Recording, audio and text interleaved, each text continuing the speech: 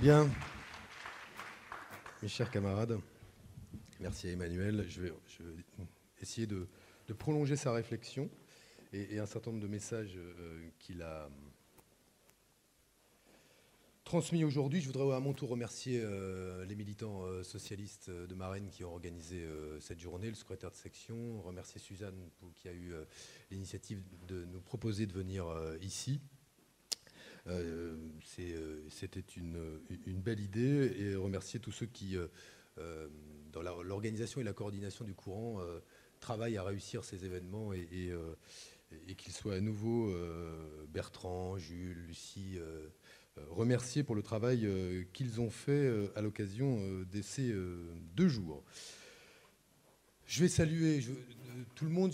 Je veux dire que j'ai été, pour une fois, souvent les tables rondes, elles ont des titres prometteurs et elles sont parfois un peu décevantes. Et les témoins de tout à l'heure ont été vraiment inspirants. Édouard Martin, je trouve qu'il a une capacité, je le dis, à dire et à formuler de manière extrêmement simple, accessible, une pensée politique et accessible pour tout le monde. Du bas au haut de l'échelle, on est capable de comprendre et de se saisir et d'apprivoiser ce qu'il dit. Je trouve remarquable cette capacité qu'il a à formuler des convictions et avec un très bel optimisme. J'ai pas entendu Anne-Laure, je m'excuse, je suis arrivé un peu en retard. C'était dans les gens avec 35 minutes de retard, comme a remarqué Pierre Jox tout à l'heure cruellement. Bon, et puis alors, Pierre Jox, moi ça me faisait, je trouve que quand Christian nous a proposé que Pierre Jox vienne, ça me faisait immensément plaisir. Bon, d'abord, nous, c'est toujours difficile pour nous de recadrer Badinter, tu comprendras, Pierre. Parce que Badinter, c'est Badinter, et qu'il a pour lui ce qu'il a fait, et que c'est un peu difficile avec nos maigres bilans de dire à Badinter sur le droit du travail, même si on pense que ce qu'il a fait n'était pas très bien inspiré, lui et Lyon-Camp. Mais quand c'est toi qui le fais, on est beaucoup plus... Là, c'est plus légitime, donc c'était très bien que tu le fasses, et je veux te remercier.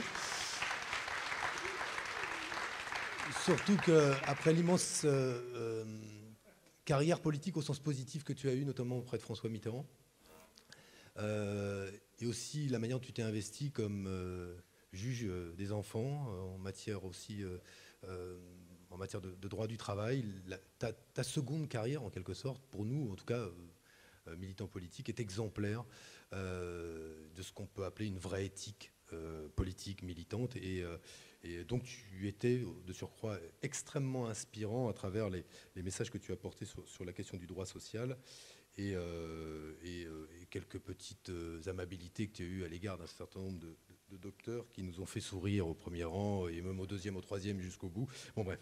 Non, mais merci beaucoup. Alors, que dire? Je vais commencer comme Emmanuel. J'ai été, comme vous tous, hier, profondément bouleversé par la mort tragique de 20 réfugiés. Je ne sais pas si c'est pas plus dans un 70, bon, tu vois, dans un camion en Autriche. Appelons-les réfugiés, plus migrants d'ailleurs, parce qu'ils sont réfugiés, ils viennent chercher refuge. Ils viennent chercher refuge parce qu'ils fuient ou la misère, ou souvent des guerres et des conflits dans lesquels je rappelle que les pays occidentaux n'ont pas zéro responsabilité. Et qu'en l'occurrence, aujourd'hui, si on a pu, nous, trouver légitime d'intervenir, dès lors qu'on trouve légitime d'intervenir et qu'on assume d'intervenir, il faut se préoccuper de l'ensemble des conséquences qui sont celles d'une intervention militaire et d'un conflit armé. Nous avons aujourd'hui des migrations et des centaines de milliers de femmes et d'hommes et d'enfants qui cherchent refuge et qui sont livrés à des passeurs. Pourquoi? Parce qu'il n'y a pas réellement de politique publique d'accueil de ces réfugiés en Europe. Et non seulement il n'y a pas de politique publique, ce qu'on ne peut pas, finalement, pouvait-on s'attendre à un miracle de la part d'une commission libérale? Non. Mais il n'y a même pas de discours de la social-démocratie européenne, pas même du Parti socialiste français, pour proposer au gouvernement français de défendre une position au sein du Conseil qui nous permette de faire face et d'honorer l'accueil de milliers de réfugiés chez nous. Quand je rappelle, juste pour le détail, qu'on parle de centaines de milliers de réfugiés en Europe, où nous avons 500 millions d'habitants, mais qu'il y en a 1 400 000 au Liban, où il y a pourtant 4 500 000 Libanais. C'est comme si la France accueillait du jour au lendemain 20 millions de réfugiés, qu'il y en a plus d'1 million en Turquie, qu'il y en a des centaines de milliers en Jordanie. Et nous ne serions pas en situation de pouvoir accueillir le continent des droits de l'homme, le continent de la démocratie. Nous ne serions pas... Je parle de l'Union européenne, parce que la France doit remplir sa part, mais l'Union européenne doit le faire. Et on entend quoi dans l'Union européenne aujourd'hui? La Slovaquie qui dit on veut bien en prendre, mais à condition qu'ils soient chrétiens. Voilà. Eh bien, aujourd'hui, il est temps que l'Union européenne prenne ses responsabilités. S'il faut dégager des ressources exceptionnelles au budget de la Commission européenne et de l'Union européenne pour le faire, qu'elle le soit, par une contribution qu'on trouvera bien et qu'on arrivera bien à créer. Après tout, les technocrates sont faits pour ça et trouveront bien les solutions. Mais nous devons mettre en place une réponse à cet afflux de réfugiés, sauf à accepter qu'ils soient livrés aux passeurs et qu'ils puissent mourir dans les conditions qu'on connaît, ou en mer Méditerranée, ou enfermés dans un camion. La mort absolument abominable de ces hommes et de ces femmes, en tout cas moi ça me choque, et j'espère qu'à l'occasion de ces universités d'été, à La Rochelle, vers laquelle nous allons nous déplacer, le Parti socialiste dira autre chose qu'il faut une position du Parti socialiste, puisque j'ai entendu que Jean-Christophe Cambadis disait qu'il faut une position du Parti socialiste, dont il est le premier secrétaire, je rappelle. Donc oui, nous on en a une, et proposons-la, et ne soyons pas timides dans ce domaine-là. Bon, je voulais commencer par ça, mais je vais essayer d'être plus rapide, parce que je ne voudrais pas que Christian commence à parler après 13 heures, donc je vais être plus rapide. Le paysage à gauche, en cette rentrée, il est catastrophique. On va commencer par ça, et après je vais essayer d'être plus positif. Mais il est catastrophique. Tu ne vas pas m'en vouloir, Jean-Luc, mais je vais commencer par toi, parce que j'ai un immense respect pour ce que vous faites au MRC et pour Jean-Pierre Chevènement. Mais Jean-Pierre Chevènement, avec Dupont-Aignan, c'est pas bon. Sapir, qui est un intellectuel qui a accompagné des combats qui étaient les nôtres au moment du non au TCE, qui dit qu'il est maintenant concevable, praticable et peut-être souhaitable de travailler avec le Front National, c'est pas possible. Les écologistes qui explosent, c'est pas bon. Le Front de gauche qui ne parvient pas à retrouver l'amalgame qui avait été celui de la présidentielle, et avec Jean-Luc qui, dans sa dernière interview aux Inrecuptibles, nous attaque, nous, je ne sais pas pourquoi. Bon, ça, c'est pas possible non plus. Le Parti socialiste divisé comme il l'est, c'est pas bon non plus. Et en même temps, à qui la faute? À qui la faute, effectivement? Et c'est pas nous qui avons décidé de dire qu'aujourd'hui, la priorité, c'est la remise en cause des 35 heures. Il ne l'a pas dit comme ça, Emmanuel Macron, j'ai bien compris, mais ça fait 2 fois qu'il dit ça et qu'il dit « Non, vous m'avez mal compris ».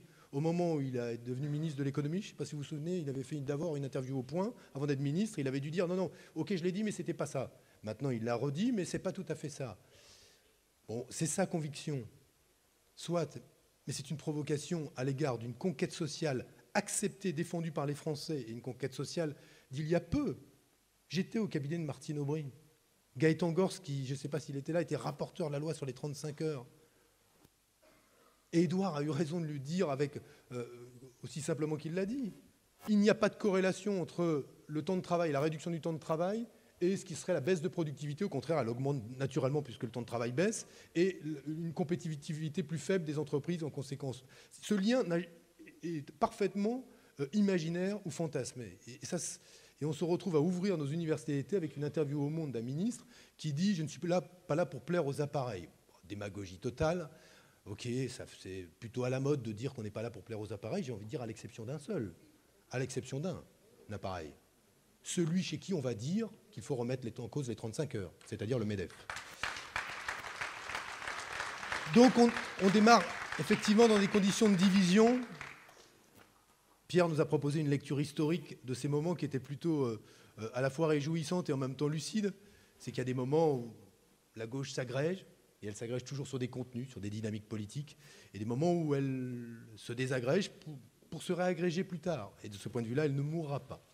Mais nous sommes dans un moment où, incontestablement, les choses se recomposent, se redistribuent. Et nous assistons, on peut voir ça comme une forme de délabrement. Ça n'est pas que ça, parce que derrière tout ça, il y a d'ores et déjà des formes de recomposition. Et c'est là-dessus que je voudrais commencer. Pas commencer, pardon, Christian, je t'inquiète en disant commencer. Donc continuez, parce qu'en fait, je suis déjà au milieu, hein, je te rassure. Quelles sont les 3 difficultés que nous avons? Rapidement. Je vais citer Manuel Valls. C'est la deuxième fois que je le fais devant vous. Mais j'étais tellement... Vous allez voir, je ne pense pas qu'à la fin, il trouve ça forcément très judicieux. Mais il avait fait ce discours, a eu cette parole tellement juste, lors de son discours d'investiture, il avait dit « Aujourd'hui, la parole politique est devenue une langue morte. » Et c'est vrai, même quand nous parlons, on ne nous écoute plus. On ne nous écoute plus, il ne faut pas se raconter d'histoire. Même quand on dit on est plus à gauche. Déjà, les gens, ils arrêtent la télévision à ce moment-là en se disant mais être plus à gauche, moins à gauche, qu'est-ce que c'est? Est-ce que c'est ça le sujet? Et c'était intéressant d'écouter, et on dirait un mot, le camarade de Podemos hier. Qui le sujet, c'est moins de se dire nous, on est de gauche, les autres sont de droite, ou s'ils sont de gauche, ils sont moins à gauche que nous, etc., que de prendre la défense de ceux qui sont en bas. Par rapport à qui? À ces élites aujourd'hui, dont chacun a compris, dans la population française comme dans la population européenne, qu'elles ne servent plus l'intérêt général, mais des intérêts particuliers. À l'épreuve des faits, la loi bancaire. La loi bancaire n'est pas une loi d'intérêt général. La loi bancaire française, je dis, ça n'est pas une loi d'intérêt général.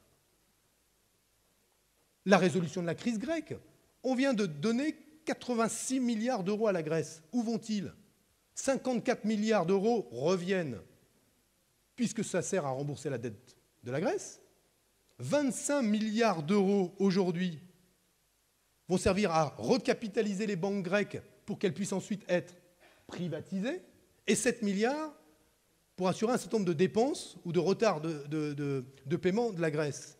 Là encore, on a compris que ce plan n'était pas destiné à sortir la Grèce de la situation économique dans laquelle elle est, mais à servir, avec une hiérarchie bien précise, des intérêts particuliers. Et on pourrait faire la liste. Et nous avons aujourd'hui une situation où, quand nous on parle de clivage droite-gauche, beaucoup de ceux qui nous écoutent ne nous comprennent plus, parce qu'ils ont ce sentiment, au bout du compte, qu'on ne parle pas à la situation qui est la leur, qu'on ne comprend pas la situation qui est la leur, et qu'on devrait d'abord se préoccuper aujourd'hui d'un système dans lequel les élites, finalement, qu'elles soient de gauche ou de droite, mettent en œuvre des politiques de plus en plus caractérisées par l'indifférenciation, où ce qui différencie les uns des autres, ce sont des dosages subtils, de plus en plus subtils. Honnêtement, sans faire injure à qui que ce soit, et je respecte les convictions, notamment politiques, mais il n'y a guère de différence entre Juppé et Macron, sur le fond. Ou trouvez-les-moi. Je pense que même Juppé, en demandant l'augmentation des salaires des professeurs, risque d'être plus à gauche qu'Emmanuel Macron. Mais c'est un... Et alors, nous, on va dire, et je ne recommande pas d'ailleurs d'être dans ce débat, qui est le plus à gauche que l'autre? La question de savoir si, oui ou non, considérons-nous toujours que dans une société, quand on vit du travail ou qu'on vit des revenus du capital, on n'a pas les mêmes intérêts. Et qu'à partir du moment où les intérêts sont divergents, c'est autour du rapport de force qui se construit entre le capital et le travail qu'on construit des compromis politiques, par la loi ou par le contrat, peu importe. Or, que disent aujourd'hui, et pourquoi la social-démocratie est en train de s'éteindre, en Europe comme en France? Parce qu'auparavant, la social-démocratie, elle se fondait sur quoi? Sur l'idée qu'il y avait des intérêts divergents. Or, quand on tombe aujourd'hui dans le discours des sociaux-libéraux, c'est que c'est faux de dire que dans l'entreprise, il y aurait des intérêts divergents, tout le monde a le même intérêt, c'est qu'il y ait de l'emploi, que ça réussisse et que l'entreprise gagne de l'argent. Mais ce n'est pas vrai. Tout le monde n'a pas le même intérêt, que l'on soit actionnaire, chef d'entreprise, salarié, cadre ou exécutant. Et notamment, il n'y a pas les mêmes intérêts entre le capital et le travail, c'est une évidence. Et à partir du moment où la social-démocratie ou un certain nombre de responsables sociodémocrates disent ou remettent en cause le principe de ces intérêts divergents, ils cessent d'être sociodémocrates. Et à partir du moment où, de surcroît, ils organisent le démantèlement de la puissance publique, qui était l'outil à partir duquel ils ont construit un rapport de force qui permettait la redistribution, l'éducation, la promotion sociale, eh bien la social-démocratie, en Europe comme en France, comme dans chacun des pays de l'Europe, elle est en train tout simplement de s'effacer. Et rien pour l'instant ne la remplace. Voilà une des réalités politiques auxquelles nous sommes confrontés. Il faut le vivre avec beaucoup de lucidité et se dire, bon, c'est une séquence qui s'achève, construisons-la et commençons à bâtir la séquence qui vient. Mais je disais, je reviens à Manuel Valls et à sa langue morte. Je vais prendre un exemple et après je reviens à mon deuxième point. Il a dit, il y a l'apartheid dans la République. Moi qui suis un élu, comme lui d'ailleurs, de quartier populaire, je ne suis pas d'accord avec cette analyse-là. Mais, s'il y a apartheid, comme il le dit, assez naturellement, puisqu'il ne veut pas que la langue politique soit une langue morte, le budget qu'il va nous présenter sera un budget anti-apartheid. Et j'attends de voir le budget anti-apartheid, dans les moyens qui seront déployés en termes de solidarité entre villes riches et villes pauvres, et dans les moyens qui seront développés en termes de politique culturelle, politique sociale, politique éducative, politique d'emploi, politique économique, en direction des territoires, pas simplement dans les quartiers et les cités, mais dans les territoires en milieu rural comme en milieu urbain, qui aujourd'hui voient l'activité partir, voient les jeunes partir, voient l'emploi partir. Nous verrons si le Premier ministre, qui dit il y a apartheid dans la République, bâtira et proposera un budget anti-apartheid.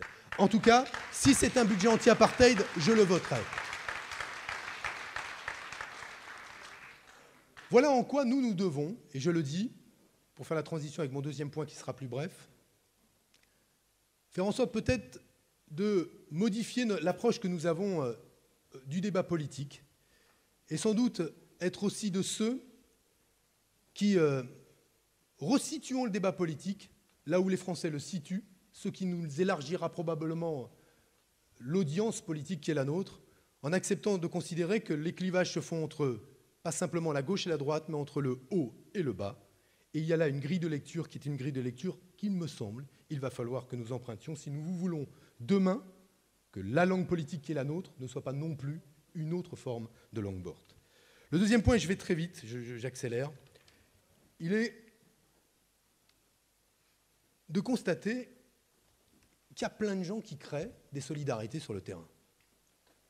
Moi, j'ai été ministre de l'économie sociale et solidaire, je peux vous dire qu'en termes de service à la personne, d'économie circulaire, de politique énergétique, de monnaie locale, de microéconomie comme de volonté aujourd'hui d'innover sur le plan pédagogique, de démocratie participative, d'innovation sociale, d'entrepreneuriat, il y a des solidarités nombreuses qui se créent à l'initiative de citoyens, de salariés, de collectifs de Français. Mais quand je dis nombreuses, ce sont des milliers. Or, souvent, ces Français, quand ils créent des solidarités, quand ils créent de la citoyenneté, des fois ne se politisent pas, c'est-à-dire qu'ils ne veulent pas contribuer, au-delà de leur combat, à ce que ce combat, finalement, dessine ou contribue à dessiner un horizon en termes d'intérêt général, ou quand ils se politisent, ils le font au mieux sans nous et souvent contre nous. Et ça, c'est une des difficultés qu'il va falloir qu'on lève. Et moi, j'avais été frappé, je raconte cette anecdote, j'avais été interviewé par 3 jeunes journalistes du Bondi Blog qui m'avaient bien secoué pendant l'interview. Et après l'interview, on débrief comme ça, ils ont un... Et je trouvais ce qu'ils disaient était de gauche. En tout cas, ça me parlait. Et je les voyais me dire, oulala, attention, comment ça vous êtes d'accord avec nous? C'est pas qu'ils nous déniaient, mais presque. Ils nous déniaient toute légitimité à les représenter dans l'espace politique.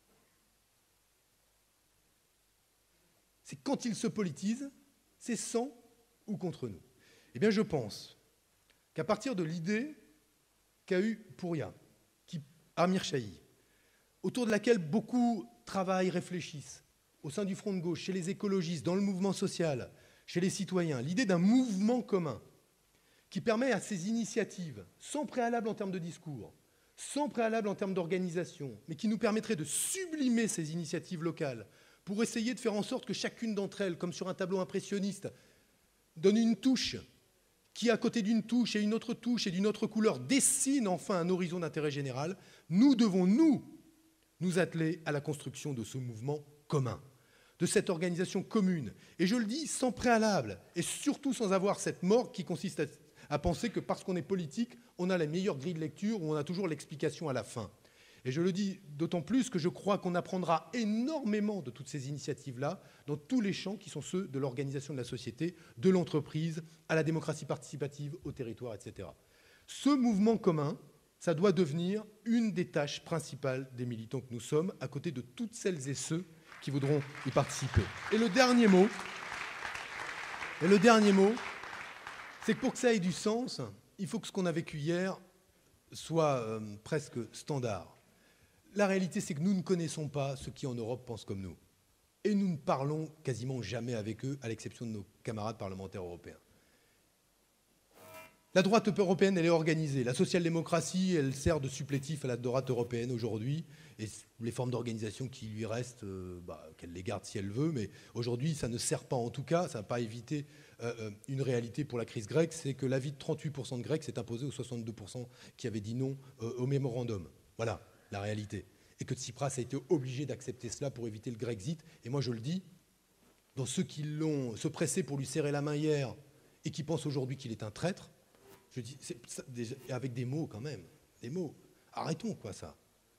C'est que lui, il savait que c'était 30% de revenus en moins pour sa population. Donc celui qui, parmi nous, se sent capable d'assumer une décision qui se traduirait par 30% de niveau de vie en moins pour ses électeurs, ses compatriotes, ses familles, etc., on peut comprendre voilà, que dans des situations comme celle-là, on prenne des décisions qui soient des décisions d'hommes d'État difficiles. Mais ce que je veux simplement dire, c'est que là, la social-démocratie, elle n'aura pas servi à grand-chose pour éviter cela. Elle était d'ailleurs du côté de Juncker, avec le président de l'Eurogroupe.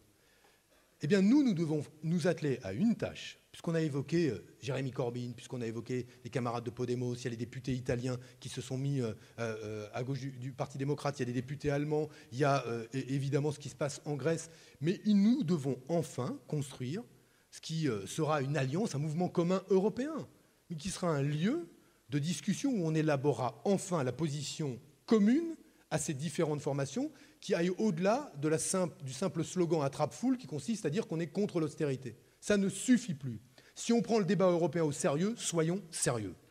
Soyons un peu plus sérieux que nous ne l'avons été jusqu'ici. Je le prends pour moi, pour nous tous, je crois. Nous n'avons pas pris assez au sérieux le débat européen. La preuve, le niveau de désorganisation dans lequel nous sommes aujourd'hui au moment d'affronter une des crises les plus dures que connaît le projet européen. Voilà ce que moi je voulais vous dire. Je pense qu'il faudra sans doute que dans l'approche que nous avons du débat politique, la question du clivage qui existe aujourd'hui entre des élites de gauche ou de droite qui se trouvent trop souvent solidaires à défendre des intérêts particuliers, à moins défendre l'intérêt général, et ceux qui se trouvent en bas, nous acceptions de nous positionner davantage ainsi. Je pense qu'il va falloir bâtir comme un instrument pour pouvoir justement faire émerger des positions le mouvement commun et que c'est une tâche concrète qui devra se traduire par des initiatives locales, des initiatives que vous prendrez ou des initiatives que vous rejoindrez. Et enfin, il faut que nous attelons au pendant européen de tout cela. Ça nous fera beaucoup de travail. Ça ne dessine pas en soi forcément un horizon politique de court terme pour savoir ce que nous ferons dans les mois qui viennent pour répondre aux initiatives des uns et des autres. Il y a un budget qui vient, il y a des décisions qui se prennent. Et Emmanuel a eu parfaitement de raison de dire qu'il faudra arracher toutes les victoires, même les plus petites, qui soient dans les mois qui viennent. Mais ça nous donne un horizon de moyen et long terme qui est de nature, en tout cas, je pense, à défaut de nous redonner tout de suite de l'espoir, en tout cas beaucoup d'énergie pour continuer à combattre.